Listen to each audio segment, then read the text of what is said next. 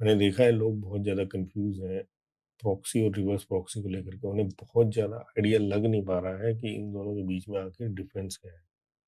तो चलिए आज इसी के ऊपर बात करते हैं।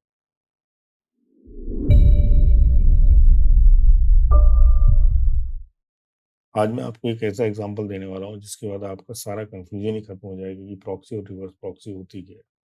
तो सपोज़ करो मान लीजिए कि ये आपकी एक बहुत अच्छी दोस्त है या आपकी गर्लफ्रेंड कह सकते हो, है ना? और ये कॉलेज में पढ़ते हैं और आप भी कॉलेज में पढ़ते हो और आप दोनों डेली बात करते हो, ठीक है? कोई प्रॉब्लम नहीं है, अपना बढ़िया से बात हो रही है, ठीक है? आप इससे डेली बात कर सकते हो। बट एक दिन क्या हो रहा है, इनके फादर को पता लग जा रहा है कि भई ये लड़की तो एक्स बंदे से बात करती है। तो ये क्या कर रहे हैं, ये इसके चारों तरफ एक बाउंड्री क्रिएट कर दे रहे हैं और बोल रहे हैं कि आज के बाद आप बात नहीं करोगे। किससे बात करोगे? सिर्फ़ घर के जो आदमी हैं, उन्हीं से ही बात करोगे। तो ये इन्होंने इसको घर में बंद कर दिया, ये अभी कहीं आ जा नहीं सकते, ठीक है? तो इनकी बात किससे होने वाली है? सिर्फ़ घर के बंदे से बात होने वाली है। तो आप बड़े कन्फ्यूज़न में हो कि भई यार कैसे किया जाए चीज़ों को, है ना? तो इसके लिए फिर आप एक सॉल्यूशन ढूँढते हो। तो वो सॉल्यूशन क्या हो सकता है? तो चलिए इसको थोड़ा-सा देखते हैं।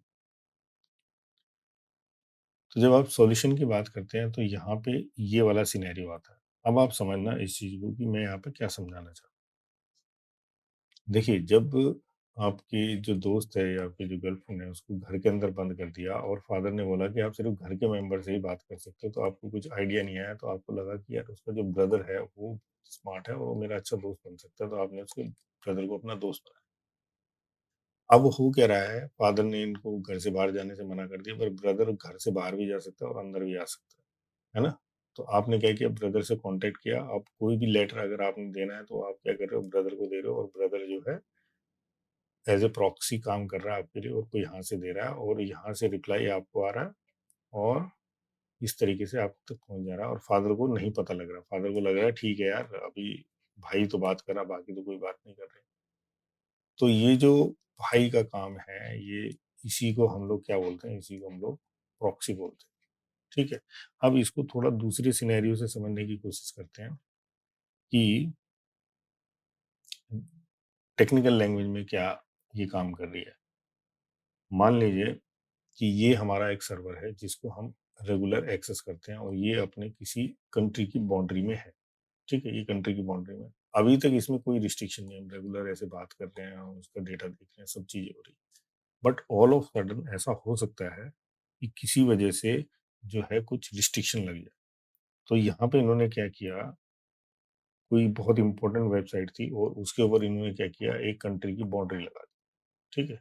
एक बाउंड्री लगा दिया इस तरीके से कि भई आप ये पर्टिकुलर आदमी इसको एक्सेस नहीं कर सकता, इसको डिनाय है।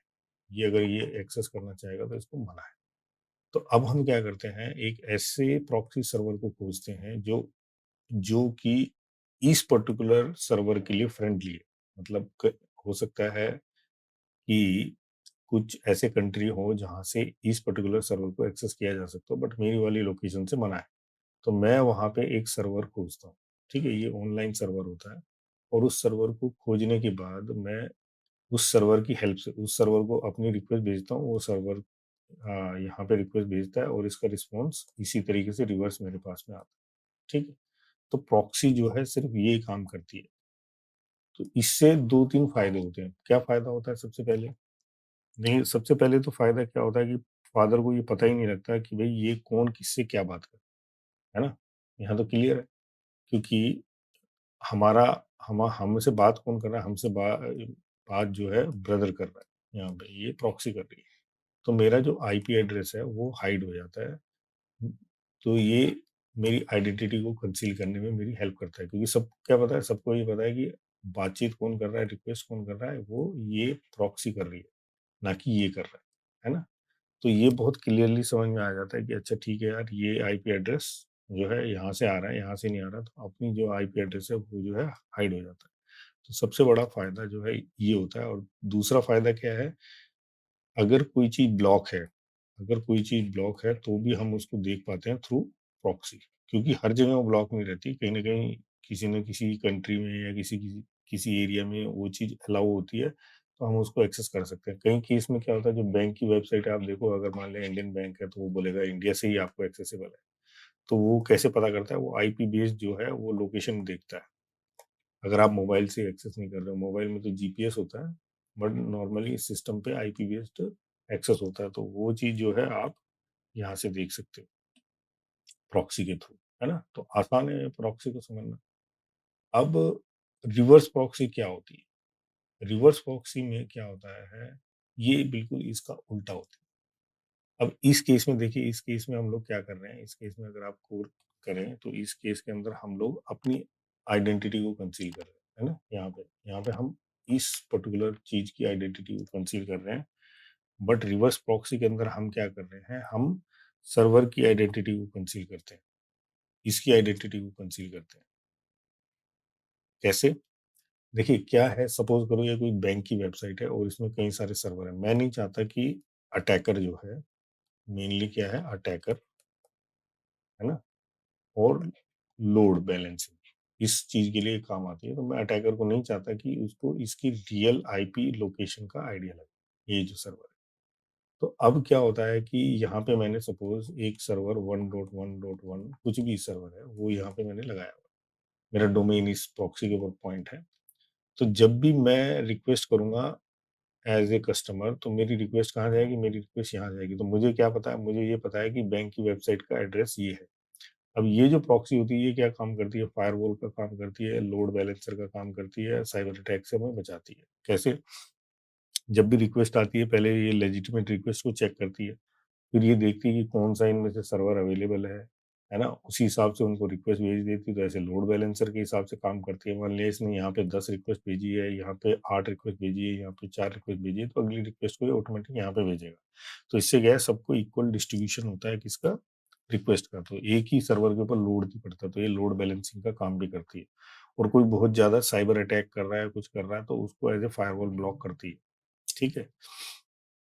तो ये कई सारे फ़ायदे होते हैं जो हम लोग रिवर्स प्रॉक्सी में यूज़ करते हैं। तो रिवर्स प्रॉक्सी का बोलने का मतलब ही क्या है कि ये उल्टा प्रोटेक्ट करता है। ये पर्पज़ इसको सर्वर को प्रोटेक्ट करना है, ना कि क्लाइंट को। और उस केस में हम क्या कर रहे हैं, उसमें हम सेल्फ प्रोटेक्शन के ऊपर ध्यान दे रहे हैं। भई मेरा आईपी एड्रेस जो है इसको रिवील नहीं होना चाहिए। यहाँ केस में मैं ये क्या कर रहा है, ये प्रॉक्सी ओरिजिनल जो आईपी है, वो इसको बताता है कि ओरिजिनल आईपी ऑफ क्लाइंट क्या है। बट उस प्रॉक्सी सर्वर में हमको वो जो है ओरिजिनल आईपी नहीं बताता है। अब अगर मुझे कोई आईपी ढूँढना है, प्रॉक्सी ढूँढनी है, तो हम लोग बड़े आराम से जाके नेट पे सर्च कर सकते हैं। और प्रॉक्सी लगती कैसे है? अगर हम इसको देखें, तो मैं यहाँ पे जाता हूँ और गूगल खोलो और गूगल के ऊपर अगर आप सर्च करते हो फ्री प्रॉक्सी, ठीक है? कहीं के किसी भी कंट्री का अगर आप देखना चाहते हो, तो इस तरीके से आपको ये मिल जाएगा। तो अगर मैं प्रॉक्सी की बात करता हूँ, तो प्रॉक्सी के अंदर क्या-क्या होते हैं? ये आ गया हमारे पास में। देखो ये आईपी एड्रेस होता है और एक पोर्ट होता है। तो अगर मैं यहाँ पे सेटिंग्स में जाऊँगा और यहाँ प्रॉक्सी सर्च करते हैं,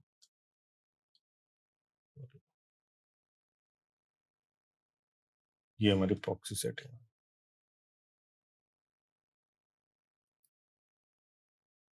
तो मेरे को क्या करना है, मैं यहाँ पे यूज़ प्रॉक्सी और यहाँ पे वो आईपी एड्रेस 1.1 और उसका पोर्ट, जिसे उसने पोर्ट दिया था, क्या पोर्ट दिया था? ये आईपी एड्रेस और 5678 पोर्ट नंबर, है ना? तो मान लीजिए मैं यहाँ पे आईपी एड्रेस दे रहा हूँ और 5678 पोर्ट नंबर दे रहा हूँ। अब सेव कर दूँगा। अब उसके बाद ब्राउज़र से जो भी मैं रिक्वेस्ट करूँगा, तो वो क्या करेगी, वो इस पोर्ट के थ्रू रिक्वेस्ट गूगल पे या जहाँ पे भी जाना वो जाएगी। तो आईपी एड्रेस कौन-सा आएगा? आईपी एड्रेस ये आने वाला है। अब इम्पोर्टेंट चीज़ एक और है कि ये जो प्रॉक्सी होती है, वो मैक्सिमम जो है एचटीटीपी ट्रैफ़िक के लिए ही यूज़ की जाती है, बाकी चीज़ के लिए नहीं यूज़ की जाती। प्रॉक्सी की मैं बात कर रहा हूँ आपसे, ठीक है? रिवर्स प्रॉक्सी के लिए नहीं बोल रहा हूँ। तो प्रॉक्सी को लगाने का बहुत ही सिंपल तरीका है, ये वाला। तो होपफुली आप लोगों को समझ में आ गया होगा कि इन केस अगर हमें अपने दोस्त या गर्लफ्रेंड से बात करने के लिए मना कर दिया जाए, तो किस तरीके से हम प्रॉक्सी का इस्तेमाल कर सकते हैं अपने आप को प्रोटेक्ट करने के लिए, अपनी आइडेंटिटी को छुपाने के लिए, ठीक है? तो ये बहुत ही सिंपल था।